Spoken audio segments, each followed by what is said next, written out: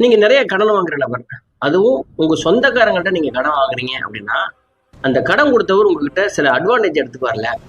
அப்படி அட்வான்டேஜ் எடுத்துக்கிற நபரை நீங்க எந்த அளவுக்கு அனுமதிக்கிறீங்க அப்படிங்கிறத பொறுத்து உங்களுடைய பிரச்சனைகளுடைய தன்மை மாறும். இந்த கேஸ்ல அப்படி சொந்தக்கார்ட்ட கடன் வாங்கிட்டு அவங்கள வீட்டுக்குள்ள விட்டதுனால என்ன பிரச்சனை வந்துச்சு, என்ன எவ்வளவு பெரிய விஷயம் நடந்திருக்கு அப்படிங்கிற பத்தியான கிரைம் ஸ்டோரி தான் இது. இது எங்க நடந்ததுன்னா கேரளாவில் தொடபுலா அப்படிங்கிற ஹாஸ்பிட்டலுக்கு அஞ்சனா, அருண் அப்படின்னு சொல்லிட்டு 2 பேர் அவங்க 7 வயசு பையனை கூட்டிட்டு வர்றாங்க. எதுக்காகனா அந்த பையனுக்கு தலையில கடுமையான அடி போட்டிருக்குது. ஹாஸ்பிட்டல் சேர்த்த உடனே டாக்டர்ஸ்லாம் பார்த்துட்டு இது எப்படி ஆணுச்சு, கடுமையான காயம் இருக்கு அப்படின்னு சொல்லி கேட்குறாங்க. அதுக்கு அவங்க அம்மா அஞ்சனா என்ன சொல்றாங்கன்னா, என் பையன் வந்து சோஃபாவிலேருந்து கீழே விழுந்துட்டான் அப்படின்னு.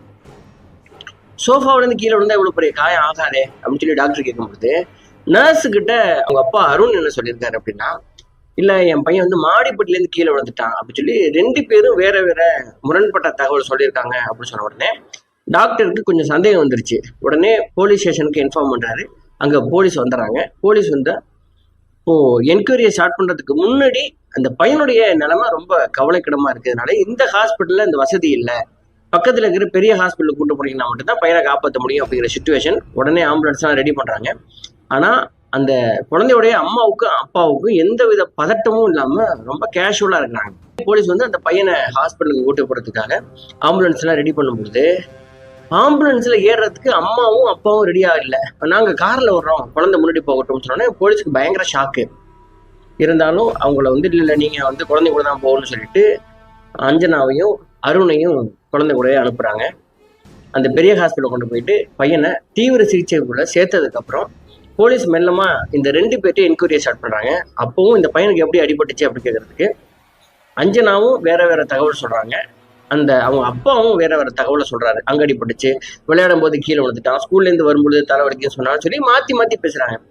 அப்பதான் இன்னும் தீவிரமா விசாரிக்கும் பொழுதுதான் ஒரு விஷயம் தெரிய வருது.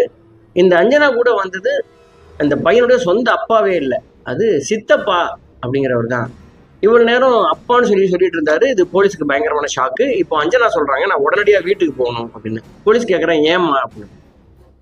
வீட்டுல என்னுடைய 3 வயசு பையன் ஆரிஸ், அவனை தனியா விட்டுட்டு வந்துட்டேன், அதனால வீட்டுக்கு உடனே போகணும்னு. ஏமா நீ 3 வயசு பையனை எப்படி வீட்டை விட்டு வந்த அப்படின்னு சொல்லிட்டு, சரி பக்கத்துல யார் இருக்கா அப்படின்னு சொல்லிட்டு கேட்டு இந்த பையனுடைய தாத்தா பாட்டிக்கு ஃபோன் பண்ணி நீங்க உடனடியா வீட்டுக்கு போங்க அப்படின்னு தகவல் சொன்னோடனே பதறி அடிச்சு தாத்தா பாட்டி அங்க போயிருக்காங்க.